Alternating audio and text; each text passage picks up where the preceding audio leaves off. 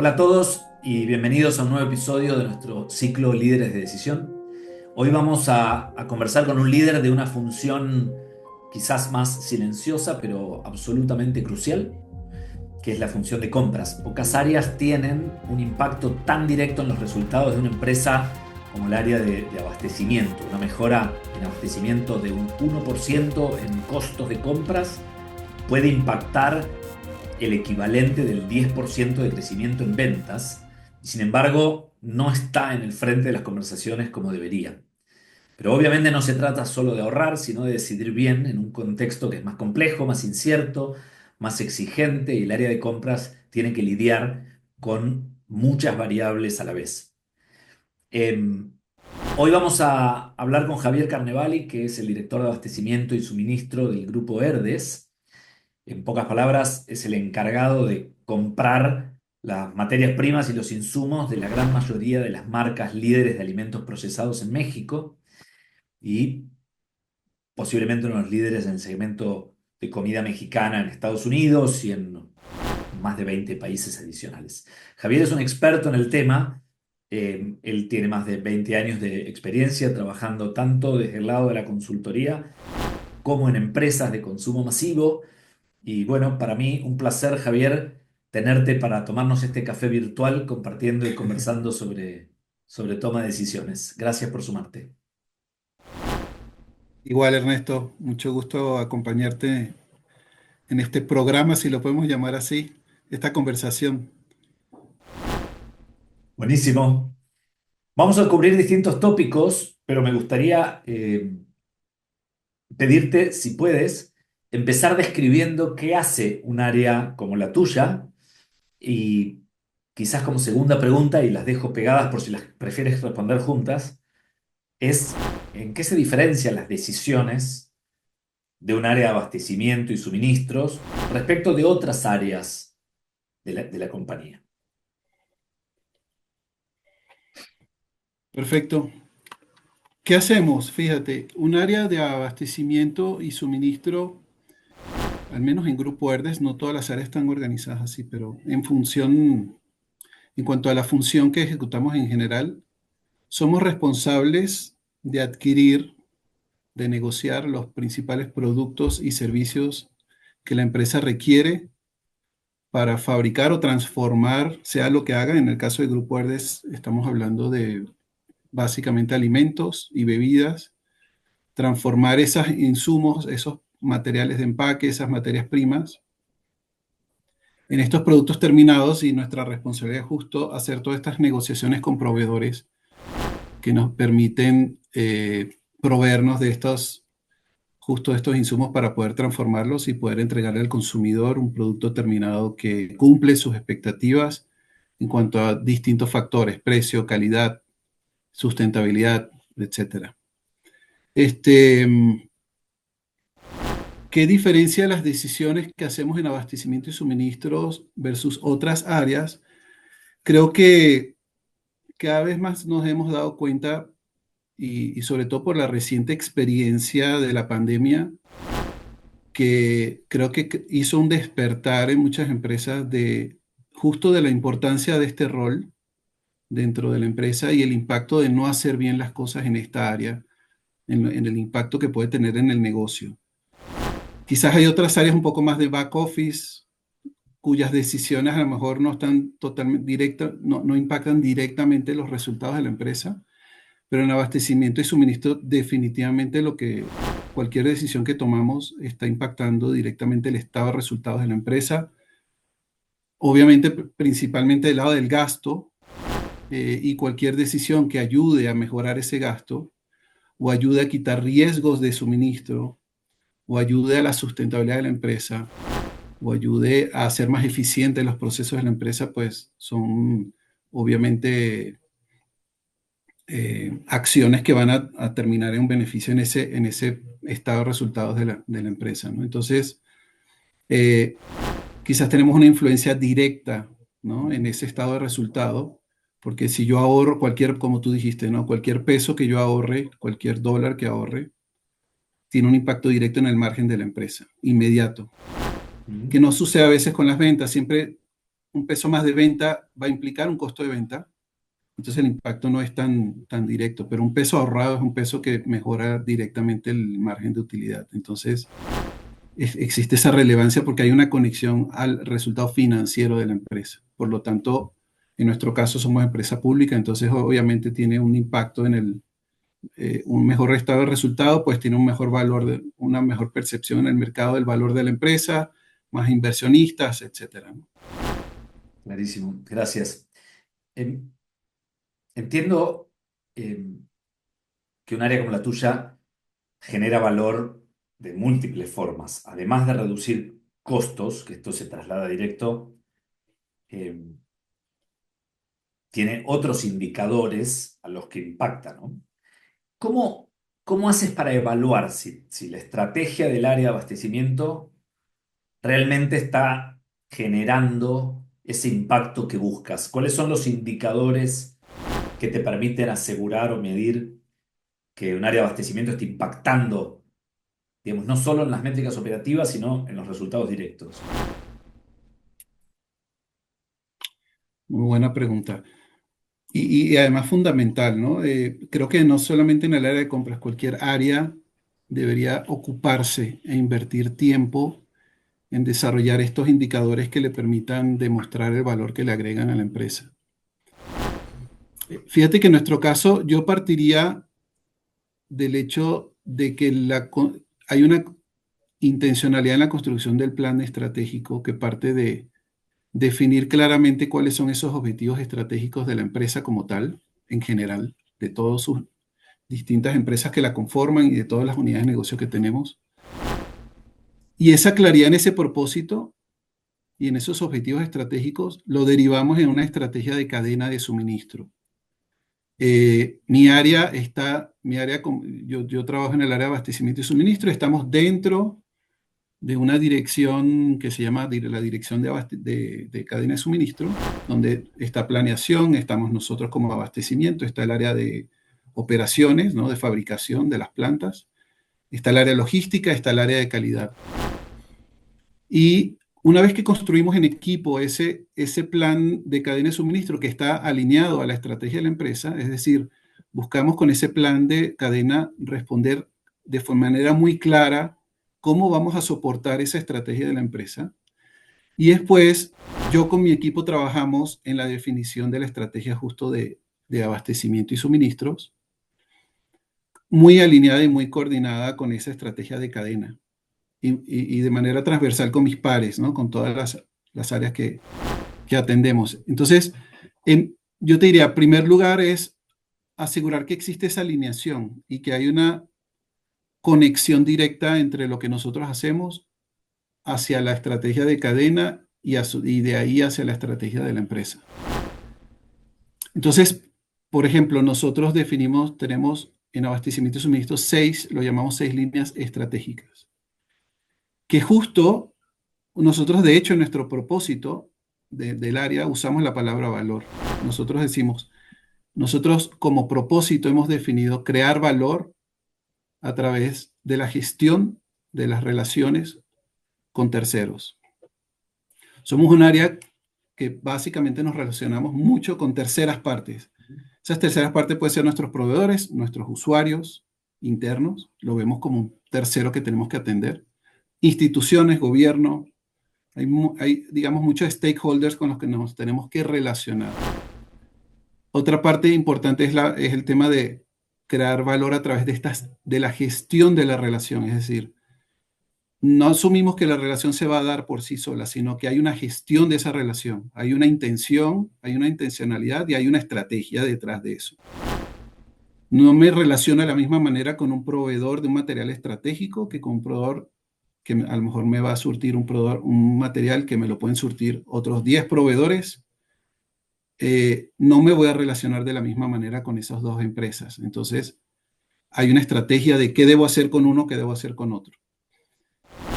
Y el tema de valor, nosotros lo vemos asociado a estas líneas estratégicas, es decir, para nosotros agregarle valor a la empresa es hacer nuestros procesos más eficientes. Si yo incremento la eficiencia, yo como área de suministro digo, estoy creando valor.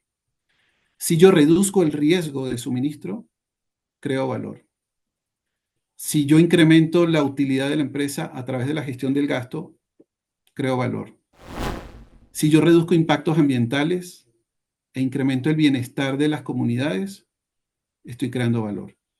Y si yo acelero la innovación, estoy creando valor. Entonces, ¿cómo medimos cada valor? Pues justo yo te diría, como indicadores generales, y meternos al detalle, es el ahorro se vuelve un indicador importante, porque eso es el que me va a permitir incrementar la utilidad. Esa reducción esa gestión del riesgo, que lo traducimos en indicadores, por ejemplo, como evaluación de proveedores, es decir, cuál es el fill rate de mis proveedores, qué porcentaje de lo que yo le pido me lo está entregando en la cantidad que yo le pedí a tiempo y con la calidad requerida. El tema de sustentabilidad, cómo estamos midiendo la sustentabilidad en la cadena de suministro, principalmente en nuestros proveedores. Cómo estamos midiendo, cómo estamos haciendo, gestionando el tiempo de time to market de la empresa y cómo yo estoy contribuyendo en ese proceso de lanzamiento de nuevos productos, que si yo hago más eficiente mi proceso, obviamente lo voy a poder acelerar ese proceso.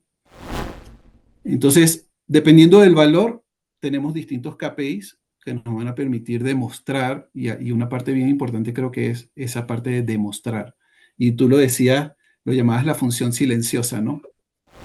Creo que parte de lo que tenemos que hacer como compras es ya no ser silenciosos, ¿no? Es hacer ruido. Y nada hace más ruido que demostrar estos indicadores, que justo están alineados a este valor y ese valor está haciendo que la empresa vaya hacia donde quiere ir. Entonces, ya no debemos ser tan silenciosos, ¿no? Debemos salir como a, a demostrar ese valor a través de, no hay mejor manera para mí que demostrar ese valor con los números, ¿no? Y con los resultados que estás logrando, ¿no? Muchas gracias. Está buenísimo lo que cuentas. Me gustaría, quizás la gestión del gasto es la más visible, ¿no? Pero me gustaría por ahí profundizar en algunas de las otras palancas. Eh, la gestión del riesgo es claramente una donde la gente no está muy acostumbrada a, a observar, a medir, a, a pensar cómo cubrirse. Eh, Quizás, como decías, de la pandemia hoy, donde muchas empresas quebraron stock o no pudieron, hubo mucho desabasto y la logística estuvo muy complicada, hubo mucha volatilidad de precios, eh, disrupciones de todo tipo, lo puso más en evidencia, ¿no? La función del área de suministro en general, pero en particular la de ustedes, está expuesta a un montón de incertidumbres que impactan en el precio de lo que compran o en el abastecimiento de forma directa. ¿Qué, ¿Cómo manejan esos riesgos y qué ha cambiado en el último tiempo en esta forma de gestionarlos? Creo que la pandemia justo vino quizás a generar como un despertar, ¿no? Como una especie de tomar conciencia de lo vulnerable que pueden ser nuestros procesos de negocio que dábamos por hecho que iban a funcionar siempre de manera perfecta, ¿no? Y efectivamente nos dimos cuenta que habían cosas que podían suceder allá afuera de manera inesperada, que ponían en riesgo justo toda la operación del negocio, ¿no? Desde el punto de vista de, no solo de que los precios incrementaran, sino de efectivamente tener el producto en el anaquel para que el consumidor lo pudiese obtener, ¿no? Y si tú analizas encuestas que han hecho a directores de compras de muchas empresas, he visto varios estudios, donde le piden a los directores de compra que definan cuáles son esos temas prioritarios sobre los cuales están trabajando. Y si tú ves las encuestas antes de pandemia, la prioridad siempre era ahorro, era ahorrar dinero, eh, reducir el gasto a través de las negociaciones. Usualmente, ya segundo lugar, usualmente entraba en temas operativos de eficiencia de los procesos, de incorporar tecnologías. Ya ahí podía variar un poco de encuesta a encuesta, pero era muy enfocado a la parte operativa del área, de hacerla más eficiente, de incorporar tecnología para automatizar cosas, etcétera. Tercero, cuarto, por ahí venía el tema o sustentabilidad o riesgos, ¿no? Pero ya después de pandemia, tú ves las encuestas y lo primero es riesgo. El ahorro ya quedó segundo, tercero, incluso. Sustentabilidad incluso pasó a lugares más prioritarios. Entonces, creo que en general eso demuestra que efectivamente las organizaciones y los que estamos en esta área tomamos conciencia de esa vulnerabilidad. Y eso nos llevó a pensar, bueno, ¿qué hago para ser menos vulnerable, ¿no? Para que si pasa, estar más preparado si algo pasa. Creo que en nuestro caso tuvimos la ventaja de que nosotros llevábamos ya varios años trabajando el tema de abastecimiento estratégico. Cuando implementas metodologías de abastecimiento estratégico y procesos asociados a ese tipo de gestión de los proveedores, tiende, ese proceso te lleva a generar unas relaciones muy distintas con tus proveedores, que no es una relación que solo se va a basar en negociar un precio, sino es una relación mucho más estratégica desde el punto de vista que conviertes al proveedor en un aliado tuyo para cumplir el propósito de tu empresa, y eso implica tener conversaciones muy diferentes, porque son conversaciones de cómo me vas a ayudar a innovar, cómo me vas a ayudar a optimizar mis procesos, cómo yo también te puedo ayudar a optimizar los tuyos, porque es una conversación se vuelve totalmente bilateral, porque puede ser que el precio que yo esté pagando hoy sea consecuencia de algo que le estoy generando, un costo que le estoy generando sin querer al proveedor, ¿no?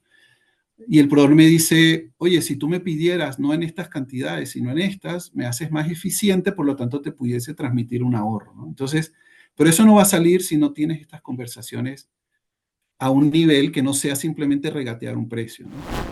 Entonces, esta relación diferente con los proveedores es lo que a nosotros nos permitió mitigar mucho el riesgo durante pandemia. Y esas relaciones de negocio de largo plazo es lo que nos permitió que el proveedor dijera, bueno, si voy a sacrificar algo de negocio, no va a ser con Herdes, va a ser con otras empresas, pero a Herdes no le puedo fallar porque hemos creado esta relación sólida, ¿no? Entonces, creo que el tema de gestionar los riesgos viene mucho, o estamos constantemente ya viendo distintas maneras de mitigar esos riesgos a través de distintas estrategias como esta, ¿no? ¿Qué creo yo que viene a futuro, sobre todo con el apoyo de la tecnología, inteligencia artificial, etcétera? El tema de anticipar. Creo que mucha de la necesidad, claro, era muy difícil anticipar pandemia, ¿no? Pero quizás en esas primeras señales de crisis, tú ya puedes empezar a hacer cosas o ya haber preparado escenarios que lleven a que, bueno, si pasa esto, ya yo sé cuáles son las alternativas que tengo y ya estoy más preparado para enfrentar eso. Entonces, creo que mucho de la tecnología nos va a ayudar es cómo más bien anticipo el riesgo y prevengo antes de que las cosas sucedan y ya no me toma de sorpresa. Está clarísimo. Súper interesante. Me imagino que en algún momento esta decisión consciente que hace la gestión del riesgo, al igual que a la sostenibilidad o algunos otros factores que son bien importantes para ustedes, en algún momento hay que cortar, ¿no? Hay como un equilibrio entre esa gestión y el costo. Porque si tú quisieras cubrir todos los riesgos que existen, no solo riesgos de proveedores, sino de los proveedores de tu proveedor y de los proveedores de estos también, puedes no terminar nunca. Ni hablar de los riesgos geopolíticos, climáticos, etcétera. O sea, la inversión para cubrir esos riesgos eh, o para lograr tus objetivos de sostenibilidad pasaría a ser muy alta, ¿no? La auditoría que tienes que hacer, etcétera. O sea, ¿tienen ustedes eh, alguna manera de pensar esos trade-offs, de equilibrar que en un punto razonable esta decisión lo hacen de manera consciente? ¿Cómo se piensa ese equilibrio exacto entre algunos riesgos que uno elige tomar, otros que no, y el costo que supone prepararse ante la ocurrencia de estos Sí, eventos? sí, excelente punto. Y fíjate que yo te podría decir que en muchos casos eso es nuestro día a día desde el punto de vista de que somos una empresa de alimentos muy grande. Nuestro principal mercado es México, Estados Unidos, pero llegamos a otros 20 países. Tenemos miles de SKUs de materias primas, de empaques, de negociaciones con maquiladores, es decir, productos terminados, que algunos de ellos incluso fabricados en el exterior, que tenemos que importar. Entonces, la probabilidad de que algo pase en toda esa operación cada día es algo, siempre algo puede estar pasando, ¿no? Si no es una materia prima, es un empaque, o es, a lo mejor no es de forma directa, el producto te está llegando, pero ya tu proveedor te está avisando que hay algún riesgo o que va a cerrar la planta en tal mes. Entonces, yo te diría, estamos en constante evaluación de esos riesgos y de buscar estos mecanismos para mitigarlos, que en algunos casos efectivamente lleva a asumir costos.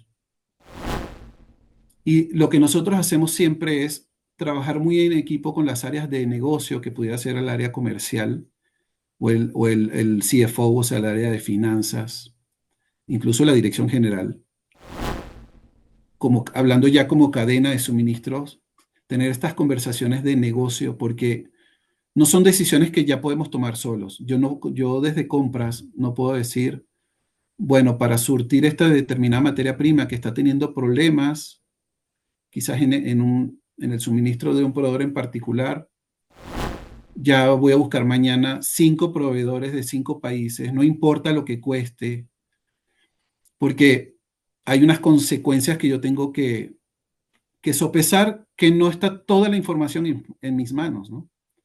Entonces, más bien, esto se tiene que volver un problema que uno lo pone en la mesa y haces que en esa mesa participen varias áreas que no eres tú solo. Por ejemplo, me está fallando una materia prima de un proveedor y eso me obliga a irme a un suministro de otro país donde esa materia prima cuesta el doble. Mm. Decisión de negocio. ¿Hay que fabricar el producto terminado que tenemos que fabricar? ¿Es que estamos dispuestos a sacrificar venta? No. Ok. Entonces, es ¿qué volumen voy a tener que suministrar de acá a un precio más caro? Este. ¿Cuál es el nuevo escenario de precio, de costo? ¿Cuál es el nuevo escenario de margen de ganancia? Para no negar venta. Hay decisiones que no puedes tomar solo, que tienes que consensuar y tienes que compartir información, la mejor información posible y entender que hay circunstancias, ¿no? Y hay hechos, cosas que son hechos, que no puedes cambiar, solo puedes influir en algunos, pero hay hechos que no puedes cambiar y tienes que tomar la decisión basada en esos nuevos hechos, esa nueva realidad que está planteada. Claro. Javier, el área de abastecimiento, tal como le estás contando, es un área que está muy cerca de los proveedores y necesita gestionar esos vínculos. También está muy cerca de sus clientes internos y, como decías recién, tienes muchas decisiones que tomarlas en conjunto con ellos. Es un área dentro de supply chain que es muy cuantitativa en un punto. ¿Cómo toman decisiones en el área? ¿Cuáles son las prácticas que ustedes utilizan para mejorar la calidad de esas decisiones? Ya sea desde los datos, desde las rutinas, las instancias de conversación, desde el proceso, desde los roles, qué centralizan y qué no. O sea, ¿qué has aprendido que funciona en tu experiencia para mejorar las decisiones en un área de abastecimiento y suministros como la tuya? Buena pregunta. Fíjate que hay varias formas por las cuales podríamos decir que estamos eh, intentando tener esta visibilidad sobre cuáles son esas decisiones que tomamos, que a veces fíjate que uno lo da por hecho. Creo que el tema de decisiones está un poco como subestimado, desde el punto de vista que, claro, es nuestro día a día, constantemente tomamos decisiones y, y ya es parte de nuestras rutinas que a veces no tomamos conciencia del impacto que estamos teniendo y de la responsabilidad que asumimos al tomar una decisión y el impacto que podemos tener en otros, este, hasta que como que las mapeas, ¿no? Dices, estas son las decisiones que tomo acá, estas son las que tomo aquí, estas son las que tomo aquí en distintas partes del proceso. Estas son decisiones donde tengo que involucrar a otros, estas las puedo tomar yo, estas son manuales, estas son automáticas. O sea, cuando tienes un mapeo de decisiones, o sea, y mapeo me refiero tal cual como se mapea un proceso de paso uno, paso 2, paso 3. Es decisión uno que tomo, decisión 2, 3, 4.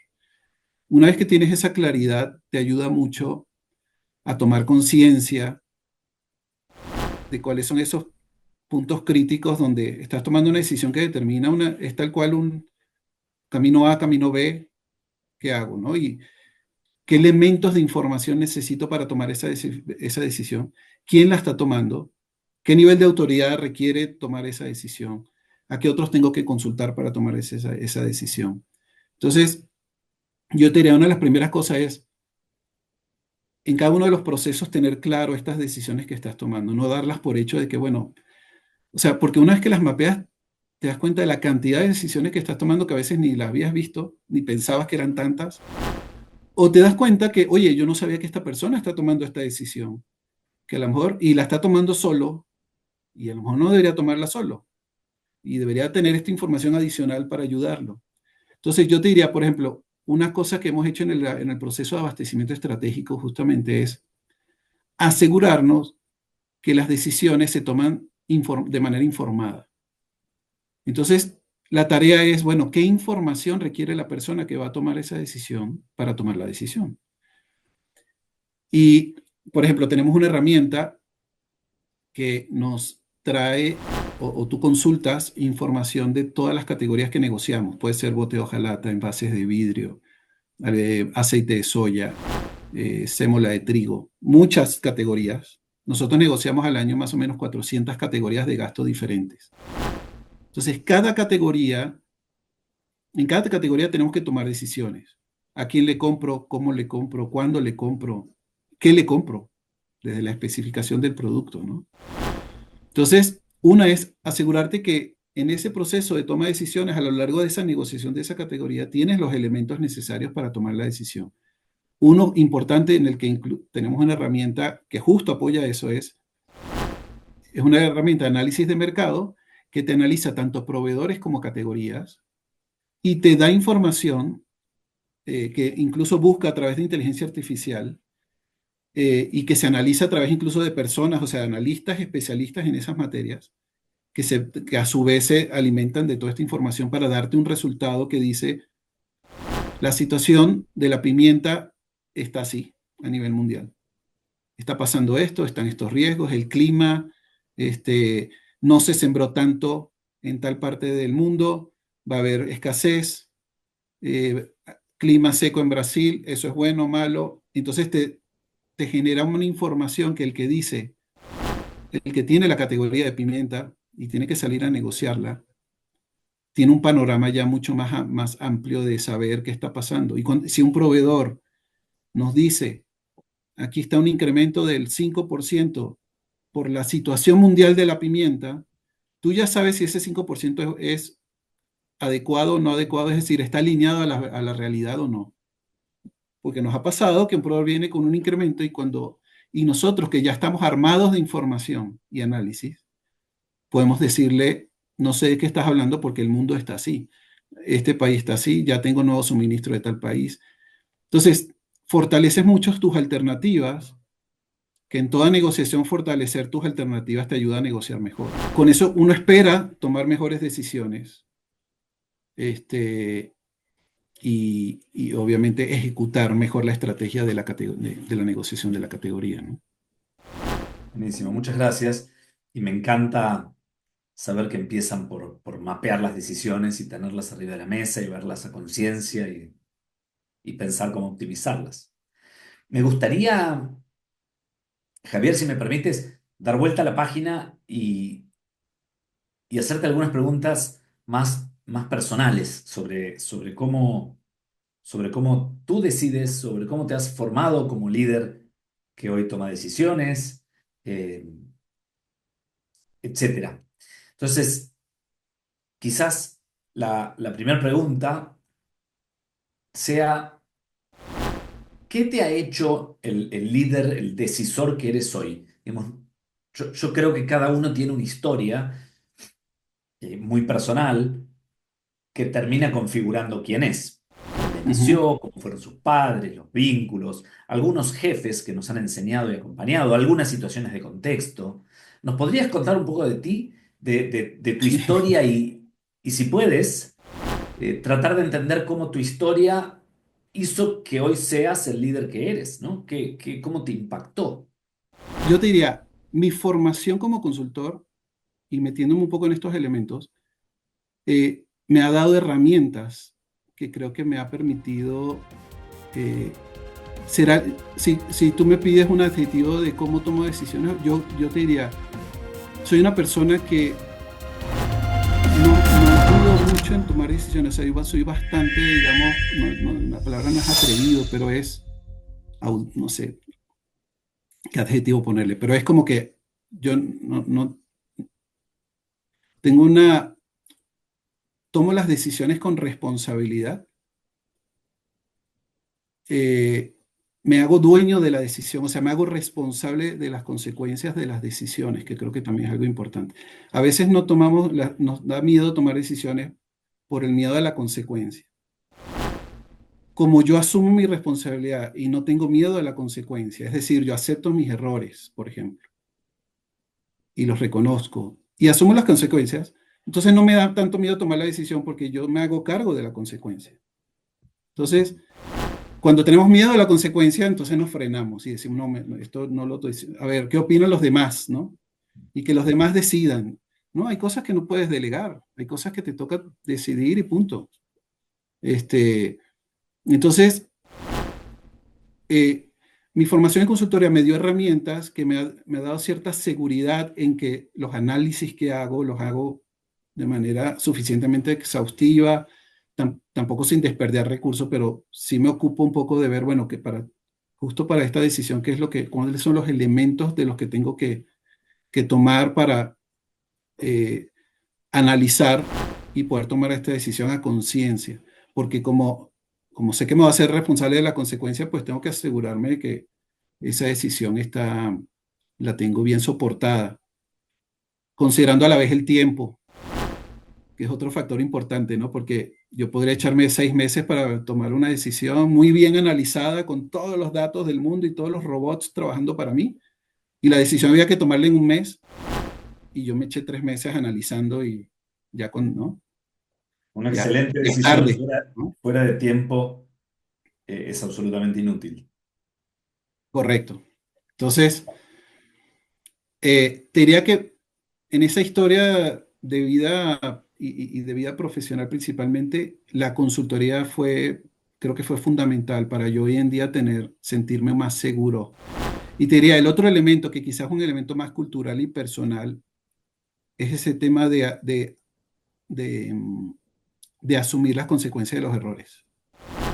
De decirme, si me equivoqué, decirlo, me equivoqué. O sea, ¿Cómo aprendiste eso, que es tan difícil? mi papá, fíjate que eh, creo que eh, era algo tal cual que me decía y me contaba historias de cómo él lo había aplicado. Y, por ejemplo, él en una reunión en el trabajo le dijeron, bueno, porque esto, X cosa no funcionó. Entonces, a ver, Hugo, ¿qué fue lo que pasó, no? Y la típica respuesta que todo el mundo espera es una excusa, ¿no? Mm. Y mi papá me dice que él se para y dice, me equivoqué tomando esa decisión.